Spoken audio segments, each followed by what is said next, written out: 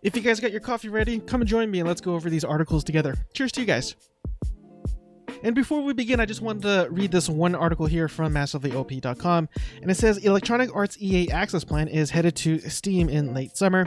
All of the benefits of EA Access Plan that was originally on EA's Origin platform are here: instant access to a collection of EA games, discounts on purchases, and up to 10 hours of pre-release playtime on select upcoming EA games. And this is definitely good news for consumers, as gamers out there for us, considering I have to admit I don't have very high opinions of Origin. I remember using it, and this was probably a few years ago, and they probably have gotten a lot better about it now, but I remember having so many problems with Origin, I didn't want to deal with it anymore. So but again, I mean, if this is something that you find value in, the subscription plan is $4.99 a month or $29.99 a year. So again, good on EA for doing this, in my opinion.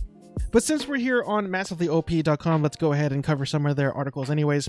And the next one here, superhero MMO Valiance, or Valiance, sorry.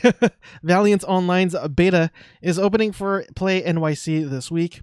And it goes on to say here that it is a City of Heroes inspired superhero MMORPG. And the beta's focus, at least for today in their words, will be on network's stability with players joining in.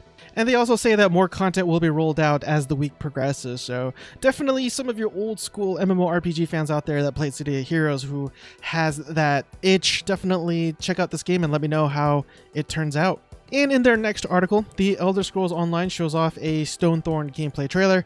Goes free to play for a limited time, and this all stems from their all digital QuakeCon at home event that they did over the weekend. And I admittedly found the whole thing to be a little boring, but I'm a little biased in the fact that there isn't really any Bethesda games that I am heavily invested in. So if you are a fan of ESO or any of the other games that Bethesda has brought out, then this most likely probably have interested you. But in my case, yeah, just because I thought it was a little boring. But anyways, it goes on to read that the all digital QuakeCon at home event has come and gone for the Elder Scrolls Online, and along with all the planned events for the game at the event, players also got to take a look at some dungeon gameplay from the upcoming Stonethorn DLC in video form. The video shows off some encounters that will be faced in the DLC's 2 dungeons, and I'll definitely have a link to those footages down in the pinned comment section below if you're interested. It's definitely one of those things where it's better just to watch than me explaining.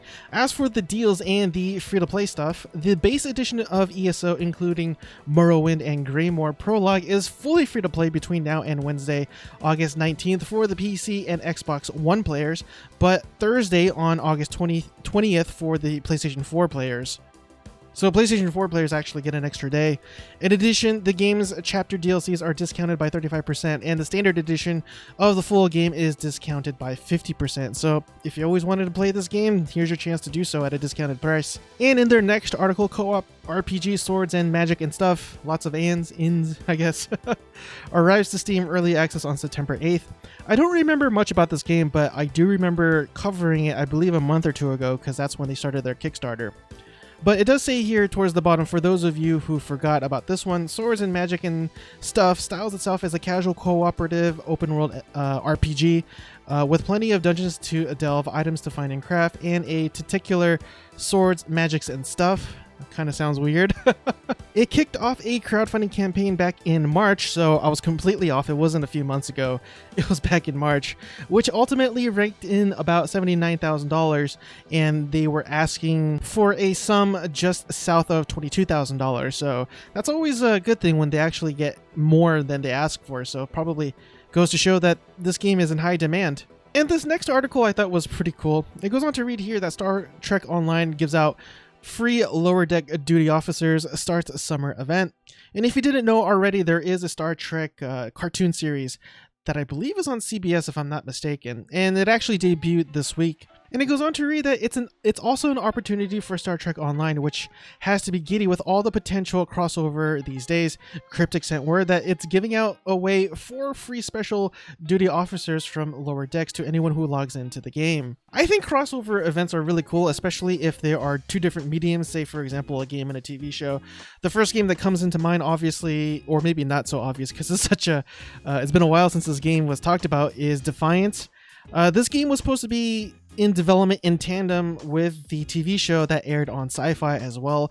Now, I don't know exactly how much of the game would influence the TV show and vice versa, and if the players themselves actually have any influence in terms of how the show would have progressed, but unfortunately we'll never know because the TV series was canceled after the first season, and the MMO itself, even though it's still ongoing with an inch of life left, in my opinion, from what I understand, it's still going on. And apparently they found something in the game worth continuing because they released another, I believe, version of the game called Defiance 2050 or something like that. So even though this isn't exactly like what Defiance did, it just kind of still reminds me of that sort of a little bit.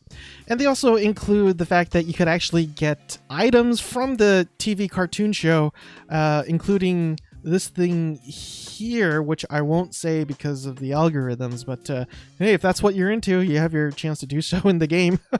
And lastly, from MassivelyOP.com, Legends of Aria's Shifting Sands update is live with new PvE and PvP content. And it goes on to read that it has new dynamic PvE encounters for players to contend with in the Barren Lands and new PvP challenges in the Flat Wilds Chaos Zone. Unfortunately, I have never played Legends of Aria, so I can't really give more context to that, but just wanted to cover this real quick in case you are somebody who wants to play Legends of Aria or somebody who hasn't played for a while. Next, we'll go ahead and cover one article from GamesRadar.com. Cyberpunk 2077 Lifepaths trailer shows the different ways your story can begin. And as always, I will have a link to these articles down in the pinned comment section below if you want to take a look at the videos, which I strongly urge you guys to do. I never want to tell people to exit out of my videos because it does hurt the algorithms, but this video was very cool and it gives a lot of insight as to what you could expect, at least in terms of the role-playing aspect of this RPG. And this paragraph here is what I believe to be the main crux of the entire thing. And it says, if you're a corpo yourself, you'll know the ulterior motives of a corporate representative who tries to get you to change your approach on the mission, setting you up for double cross of your own. If you're a nomad, you'll know more about the gangsters who stole the robot, giving you more solid footing as you get started. If you're a street kid, you are better off at interacting with the members of the Maelstrom gang once you're in their base and trying to make the deal. So all in all, I believe what this is saying is that where you choose to start out with actually gives a more meaning, more in-depth, I guess, experience as to how the quests and the storyline plays out. Now, the closest thing that I could think of to this, but not really, would be the Mass Effect series, because even with that game, you had the option of choosing different origin stories as well. They also had a version where you could pick Shepard as a street kid. There's also an origin story of where your parents are former Navy cadets or something like that. I believe there's like 2 or 3 others out there too, but they actually didn't really shape the story themselves. You would occasionally get somebody mentioning your origin through some sort of side quest. But as far as I could remember, they didn't really give you a distinctive advantage regardless of what you picked. So although it's a nice touch in the Mass Effect game, it doesn't seem like it's going to be a huge influence like you see in the Cyberpunk 2077 game, or 20 or whatever I just said. As for me, I personally am loving the Nomad aspect of it. There's something about that kind of speaks to me.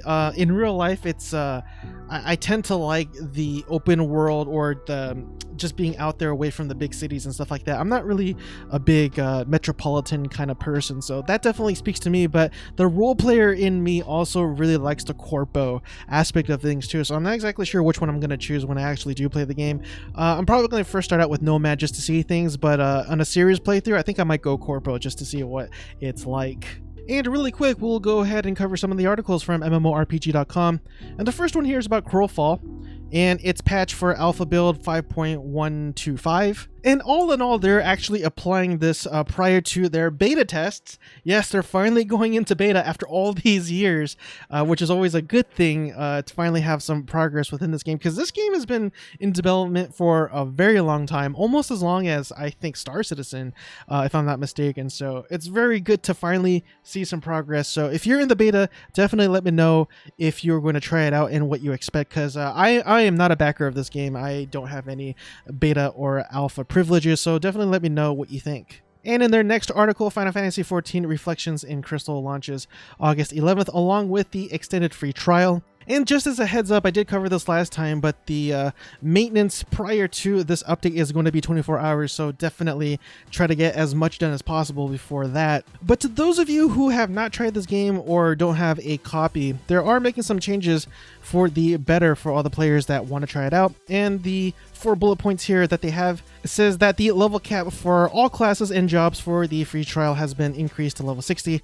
Players can now also try a total of 13 different jobs and classes, including the 3 jobs that were added in Heavensward. The Aria race is available. I'm not sure if I'm pronouncing that right, so I do apologize. And the Palace of the Dead is now fully unlocked as well. So lots of good things for people who want to jump into it, especially after this 5.3 update. So definitely looking forward to that. And really quick, in their next article, Shadow Arena receives a battle pass.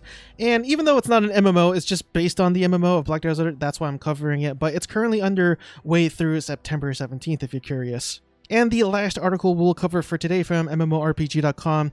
Ships of Heroes Nagdellian Invasion beta starts on August 15th. More superhero news if you're into that kind of stuff. And I do apologize if I'm mispronouncing that, but it does go on to read that you can sign up here, and they do have a link here if you click on it if you're interested. The team is looking for around 40 volunteers, not that many people. There doesn't seem to be any NDA with the team encouraging streaming and recording. As I was saying, this is another superhero MMORPG that was based on the City of Heroes and City of Villains MMO that was shut down a few years ago, or it's actually probably been more than a few years ago. But anyways, next we got 2 articles from allchar.com that I wanted to cover. And the first one here, Fallout 76 is getting mod support, so be patient. And it goes on to read that while discussing mod support in a QuakeCon panel, Fallout 76 lead Jeff Gardner, and I do apologize if I'm mispronouncing his name, stressed that the team considered mod support the heaviest lifting so far, which is why they left it pretty much for the last. Which is not to say that there aren't any Fallout 76 mods. There are, and even Bethesda are monitoring the most popular ones. Unfortunately, they're limited to private servers and can't be taken online, or in other words, they're not official. So I am kind of curious how they're going to implement this, if they're going to make some of the mods official. We already have a version of this in Fallout 4 where you could actually pay Bethesda money for some of the mods that they are selling, made by mod developers, and I believe they actually get a portion of that purchase as well, which is always a good thing. But then if you have to pay for these mods and you don't have those mods, does that mean that you can't play with some of the people that are in your friends list who do have the mods and you don't? So I'm not exactly sure how that's going to play out, but maybe this is only going to be for private servers in the future. So I don't know, but I'm definitely curious as to where this will pan out. And speaking of Mass Effect, we go on to their next article here. Mass Effect Trilogy Remastered release date leaked by UK retailer. And I do apologize that it is cut off on the right there. But it does go on to read that the Mass Effect Trilogy Remastered is set to release on September 29th, 2020, according to a listing from a major UK retailer called Game, G-A-M-E, all caps, who also opened pre-orders for the game. I actually never heard of this retailer before, but it does go on to read here that, as you can see from the photo below, N7, which is apparently the name of the trilogy, is set to launch later this year, and you can see this leaked photo here, N7 Mass Effect Trilogy Remastered. And it goes on to read that the photo and screenshot does look legit, and it is possible that the November 29th is indeed the release date for the remastered trilogy. However, since the info is not coming from official channels, we suggest you take this with a grain of salt. And that is true. Definitely take this with a grain of salt, but I can't help myself to be a little bit excited because I can't wait to jump back into the Mass Effect universe. It's been years and I have very fond memories of that game, and yeah, I am very looking forward to this. Next, we got 2 articles from PCGamer.com that I wanted to cover, and the first one here, Guild Wars 2 skimmer mounts are going underwater. The 8th anniversary of the fantasy MMO Guild Wars 2 is coming later this month, and to mark the moment, ArenaNet is making big changes to the skimmer mount. Soon, they'll also be able to carry their riders deep underwater. My goodness, I can't believe it's already been 8 years since this game came out. So I know I keep telling myself, oh, this is something that I have to check out, this is something that I have to check out, and so on and so on. And admittedly, this is something that I do want to check out, but will I ever get back to it? I mean, the answer is no, but just to check things out, just to see how the mount handles and to experience the 8th anniversary. Because if you guys know, you've been watching this channel for a while, you guys know that I'm a huge Guild Wars fan, especially the first one. Probably the most fond memories that I had in any online game. So I definitely have this game, or this game actually has a special place in my heart, rather, I should say. So, but we'll see. And really quick, you guys also know that I'm a huge mecha fan. So even though this isn't necessarily an MMO and RPG news, I just wanted to cover it anyways for us mecha fans. And in their last article from PCGamer.com, fans have forgotten about HAWKEN on PC working again in single player. So if you didn't know, HAWKEN was a mech PvP game that was released some time ago, but the doors closed on this game back in 2018. It goes here that fans, however, can't be deleted. A group referring to themselves as HAWKENing have been laboring to get the game running again and have finally met some success. The modding community has said that they'd like to speak with the publishers 505 Games or developers HAWKEN Entertainment Inc. about reviving the game's PC multiplayer. Honestly, I'd be happy with a single player campaign if they could pull it off. One of the reasons why I didn't get into this game is because back then, and you could probably argue it now, I'm not really much of a PvP person, although I do enjoy MechWarrior Online. So that's one of the reasons why I didn't get into it, because it didn't have a PvE single player campaign to it. So, and that is one creepy preview. What in the world are they trying to show me? I don't. Anyways. And that concludes today's episode of MMO and RPG Updates. I really do appreciate it if you made it with me so far, because the watch time does help with the algorithm. If you feel as though I have earned your subscription, please consider hitting the subscribe button down below, as well as the bell notification icon right next to it. But anyways, everyone, I will finally let you guys go. Hope you guys have a blessed night, and I will see you guys next time. Cheers again, everyone.